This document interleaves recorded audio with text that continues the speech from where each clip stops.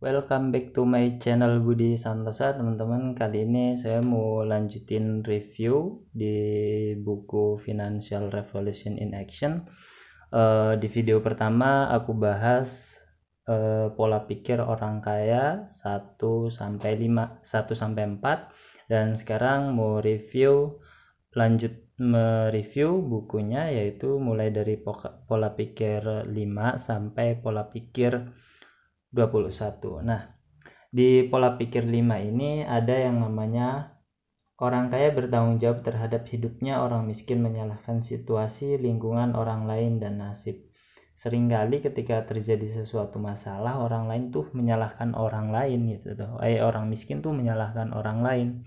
Padahal kita tuh harus bertanggung jawab terhadap apa yang kita perbuat dan apa yang sedang terjadi pada kita. Lanjut, pola pikir yang keenam, yaitu orang kaya bermain dengan uang untuk menang, orang miskin bermain dengan uang untuk tidak kalah. Nah, orang kaya itu sering menggunakan uang itu untuk mendapat kesenangan atau mempermudah pekerjaan mereka supaya lancar. Akan tapi orang lain tuh kadang punya uang supaya dia tidak kalah, seperti itu teman-teman. Lanjut, di pola pikir ketujuh ini, orang kaya berkomitmen untuk menjadi kaya, orang miskin ingin menjadi kaya. Nah, bedakan teman-teman ya, komitmen dan ingin menjadi kaya. Kalau komitmen berarti dari awal ketika merintis usaha, ketika merintis karir, maka kita harus berkomitmen. Jangan ketika kita sudah banyak uang, kita berhenti dari pekerjaan kita dan kita ingin bebas. Seperti itu teman-teman. Nah, di selanjutnya pola pikir yang ke-8, orang kaya berpikir besar, orang miskin berpikir kecil. Ya, orang miskin saat mereka memiliki impian dan impian tersebut itu tidak sebanding dengan kondisi keuangan mereka, maka mereka akan menurunkan impian mereka. Berbeda dengan orang kaya ya. Tentunya harus berpikir besar, jangan sampai berpikir kecil. Nah, yang ke-9, ada pola pikir orang kaya fokus pada kesempatan ya. Kalau orang miskin ini tidak fokus pada kesempatan, yang inginkan dia menang terus gitu tuh. Lanjut di pola pikir ke-10, orang kaya mengagumi orang kaya dan sukses lainnya, orang miskin iri pada orang kaya dan sukses lainnya. Ini seringkali terjadi bahkan bukan di dunia orang kaya saja ya, tapi di dunia pendidikan pun seperti ini. Kadang kita melihat teman kita prestasinya bagus, kita iri. Harusnya kita belajar dari orang tersebut, bagaimana cara dia mendapatkan ranking 1 atau bagaimana dia bisa jadi kaya. Kita cari tahu ilmunya, bukan malah sebaliknya kita iri terhadap dirinya. Next, di pola pikir 11, orang kaya bergaul dengan orang positif dan orang sukses, orang miskin bergaul dengan orang negatif dan tidak sukses. Ternyata hal ini juga mempengaruhi ya teman-teman. Ketika kita berkumpul dengan orang-orang sukses, maka ada pepatah, jika kamu berada di antara 10 orang kaya, maka pastikan kamu satu di antaranya.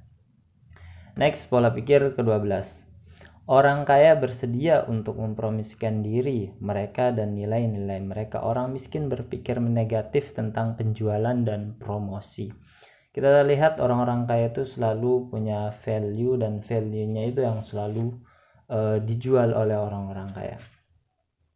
Oke, maaf ya teman-teman, bukunya banyak coretan karena memang saya tertarik dengan buku ini, dan setiap ada action saya tulis di sini karena memang setiap kali membaca buku ini harus ada actionnya teman-teman. Next, pola pikir 13, orang kaya lebih besar daripada masalah mereka, orang miskin lebih kecil dari masalah mereka. Kadang orang kaya punya masalah besar itu diperkecil, akan tapi beda ya teman-teman, pola pikir orang miskin, masalah kecil itu bisa jadi besar malahan.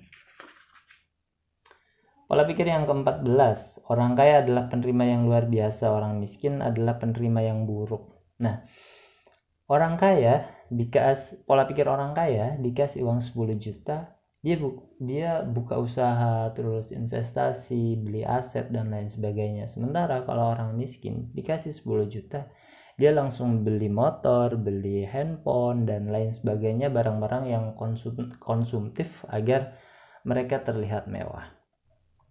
Next, selanjutnya pola pikir 15. Orang kaya milih dibayar berdasarkan hasil. Orang miskin milih dibayarkan berdasarkan waktu. Nah, orang miskin tidak percaya akan kemampuan diri mereka sehingga mereka mencari aman dengan milih dibayar berdasarkan waktu kerja dan bukan berdasarkan hasil kerja ya. Itu bedanya teman-teman ya.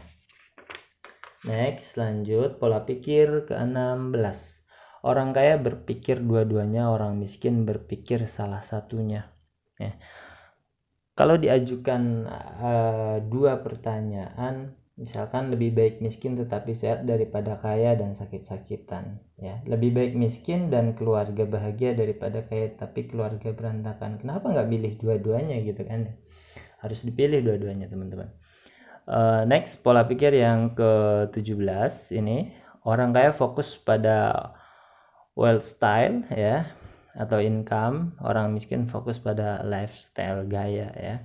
Jadi kalau misalkan orang kaya itu lebih memilih aset ya, ketika dia dapat gaji atau pemasukan dia langsung belikan aset sehingga aset itu menghasilkan uang dan uangnya itu hasil dari asetnya untuk menutupi pengeluarannya.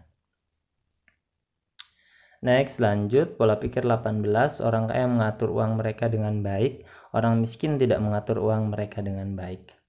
Banyak kisah orang sukses yang menjadi miskin karena mereka tidak bisa mengatur keuangan mereka, sehingga banyak orang kaya yang bangkrut seketika.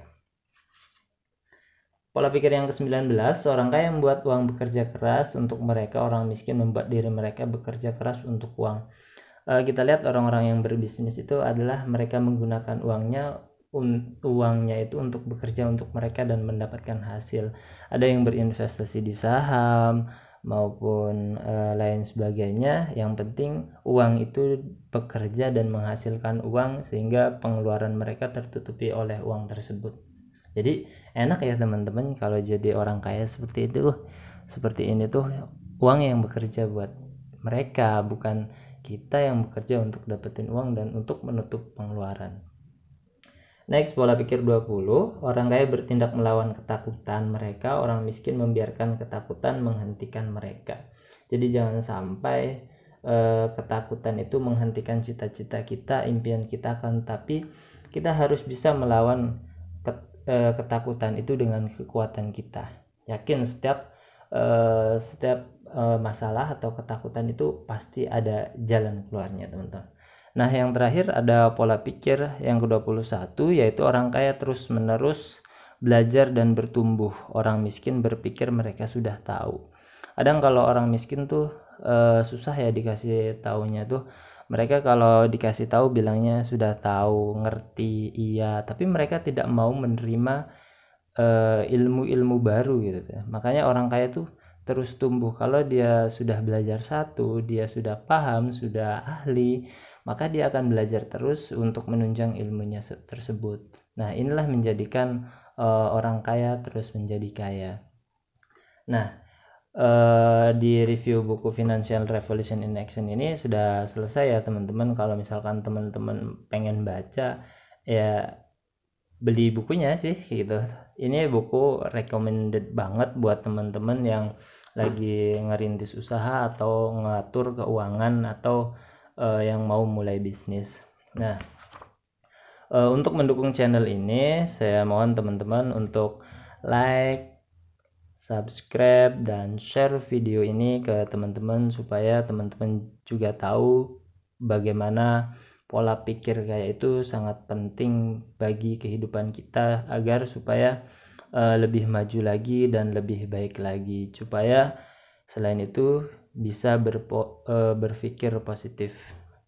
Oke, sampai jumpa di lain waktu. Saya juga akan bahas selanjutnya saya akan bahas tentang buku Rich Poor Dad, yaitu buku yang bahas tentang aset dan liabilitas. Oke, see you, bye bye next time.